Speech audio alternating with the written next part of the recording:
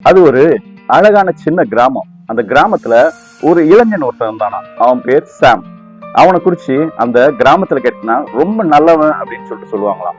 அந்த கிராமத்துல ஒரு அழகான பொண்ணு ஒருத்தி இருந்தாலாம்.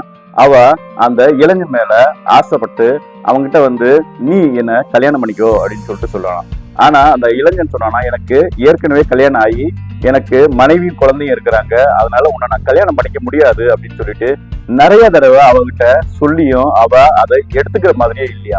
ஒரு நாள் அந்த பொண்ணு என்ன பண்ணாலாம், ஒரு 4 பேரை வச்சு அந்த பையனை தூக்கிட்டு வர சொல்லிட்டு அந்த பையன்கிட்ட சொன்னாலாம், நீ என்ன கல்யாணம் பண்ணிக்கணும், அப்படி இல்லாட்டினா நான் உனக்கு ஒரு 4 கண்டிஷன் சொல்றேன், அந்த கண்டிஷன்ல எதையாச்சும் ஒண்ணு நீ என்ன பண்ணணும், அக்செப்ட் பண்ணி தான் ஆகணும் அப்படின்னு சொல்லிட்டு அந்த இளைஞன்கிட்ட சொன்னாலாம். உடனே அவன் சாம் என்ன சொன்னானா, சரி உன்னோட கண்டிஷன் என்ன அப்படின்னு சொல்லிட்டு கேட்கும் போச்சுல, ஒண்ணு நீ என்கிட்ட தவறா நடந்துக்கணும், 2வது உன்னை தூக்கிட்டு வந்தாங்கல்ல என்னுடைய ஆளுங்க, அவங்கள ஏன்னு கேட்காமலே நீனு அடிக்கணும், 3வது நீ உன்னுடைய மனைவியும் உன்னுடைய பிள்ளைங்களையும் காரணமே இல்லாம போய் நீ அடிக்கணும், 4வது என்னன்னா நீ இதை எதையுமே செய்யலன்னா இந்த மதுவை என்ன பண்ணும், குடிக்கணும் அப்படின்னு சொல்லிட்டு அவங்ககிட்ட அந்த 4 கண்டிஷன் வச்சாலாம்.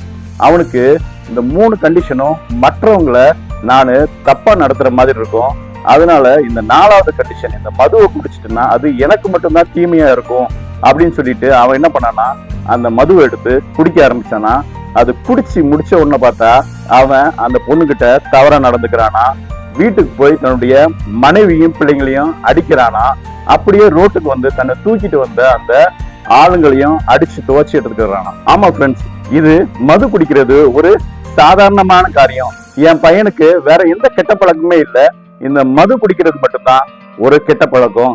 எப்போதான் தான் குடிக்கிறான், நம்ம அவங்களுடைய ஃப்ரெண்ட்ஸுங்களோட போகும்போது மட்டும்தான் குடிக்கிறான், ஏதாச்சும் சின்ன சின்ன பார்ட்டியில தான் குடிக்கிறான் அப்படின்னு சொல்லிட்டு நம்ம வீட்டுல நிறைய பேர் சொல்லுவாங்க.